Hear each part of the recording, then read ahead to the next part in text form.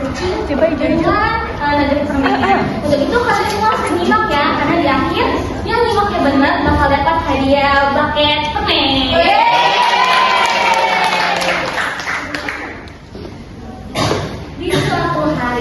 Di sebuah desa yang sudah tenang, hiduplah seorang kucing petualang bernama Mio. Dia sangat lucu, ceria, dan punya rasa tahu yang besar. Halo, aku Mio. Ucapnya setiap pagi sambil membaca-baca. Lalu suatu hari, angin harum menyebar di halaman rumah Mio. Mio pun penasaran, kira-kira itu harum apa ya? Ada tahu? Lalu orang yang penasaran, dia membuka pintu rumahnya dan betapa terkejut dan terkagumnya saat melihat sebuah perahu yang sangat besar terbuat dari permen. Yang sedang berlabuh di sungai dekat rumahnya. Yeay, ucap Mio, saatnya berpetualang. Saat itu Mio langsung menaiki kapal tersebut dan berlayar ke negeri yang belum pernah ia ketahui. Dia berlayar menyusuri sungai dan menembus sebuah awan gelap kapas yang sangat manis. Dan dia pun tiba di tempat yang penuh dengan warna, yaitu negeri lalu dia di mana jalanan terbuat dari karamel, gunung terbuat dari coklat, dan juga ada pelangi jelly yang bisa dimakan. Dia pun langsung berinteraksi, langsung menjilat-jilat di bawah ada permen, berloncat-loncatan di atas marshmallow, dan berendam di sirup strawberry. Lalu tiba-tiba ada seekor kelinci berwarna putih mendekati Mio dengan mata yang berkinar. Halo, aku Lilo. Boleh aku minta permenmu? Namun Mio pun langsung membuka berat-berat permennya. Dia berkata, tidak, permen ini milikku, aku yang menemukannya duluan. Terus sebelum sempat Mio menjawab, tiba-tiba ada angin dingin yang bertiup kencang dan di balik gunung muncullah seorang serigala besar berwarna abu-abu.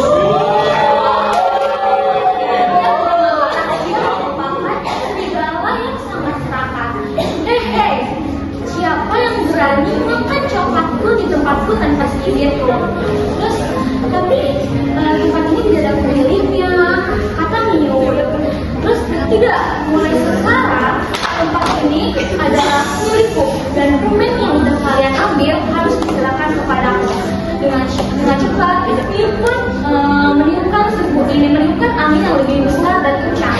Lalu terbuatlah sebuah badai yang sangat besar, di mana poli-poli terbakar, sungai yang bergelombang sudah terakuran. Lalu Mio dan Lilo pun bersembunyi di balik batu yang terbuat dari coklat. Mio merasa takut dan sedih. Permen yang tadi ia kumpulkan kini hilang semua. Lalu Lilo menggenggam tangan Mio. Tenang Mio, kita masih punya satu permen lagi. Sambil mengeluarkan sebuah permen berbentuk hati. Tapi Lilo, permen itu milikmu. Tidak Mio, permen ini milik kita. Bersamakan aku sudah berbagi kepadamu. Lalu tiba-tiba ada cahaya yang menerangi mereka berdua, dan permen hati tersebut mengeluarkan sebuah cahaya dan membuat sebuah perhitungan manis di mana ada perisai dari permen dan juga tokat sihir yang terbuat dari lollipop. Lalu Mio dan Lilo pun berlari menghadapi Garang dan menantangnya. Hei Garang, kami tidak takut ya, kami tidak takut berbagi dan kami tidak takut kepada yang serakah. Setelah itu Mio pun memancarkan sinar kepada Garang dengan kekuatan persahabatan dan hati. Garang pun terpental lari. Damai kembali, damai, harum dan manis. Dari sini Mio belajar satu hal. Siapa yang tahu? Belajar. Apa? Harus lagi. Jangan salah.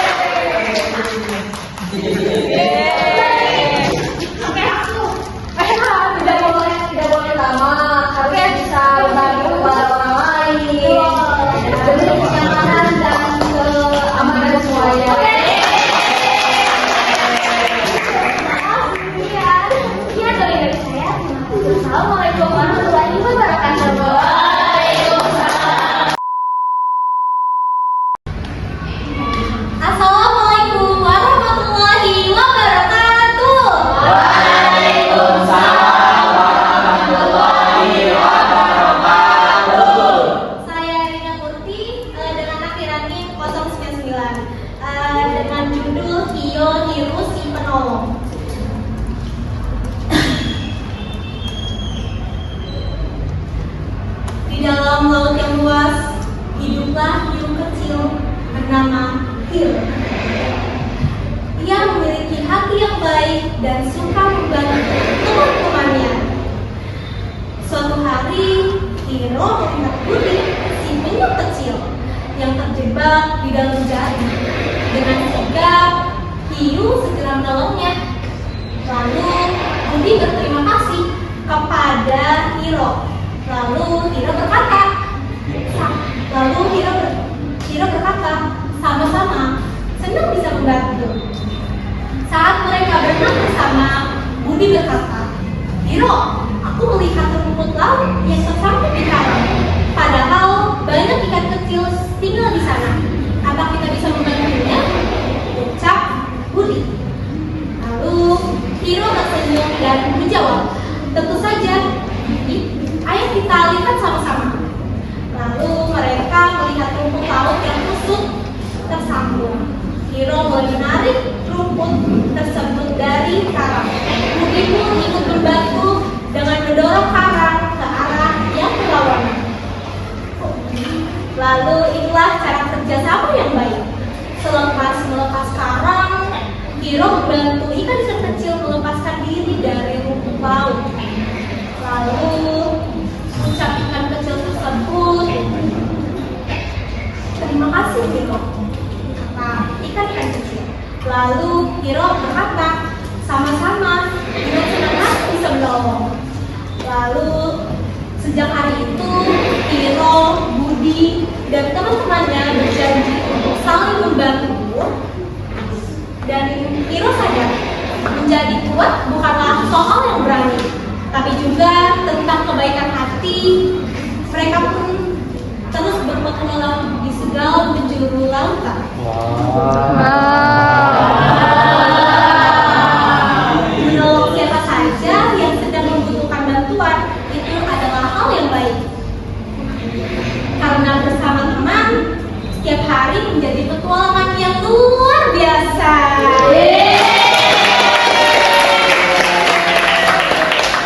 A few moments later. Assalamualaikum warahmatullahi wabarakatuh. Waalaikumsalam warahmatullahi wabarakatuh. Baik, saya akan mendongeng tentang Kepi si penyelaman lautan.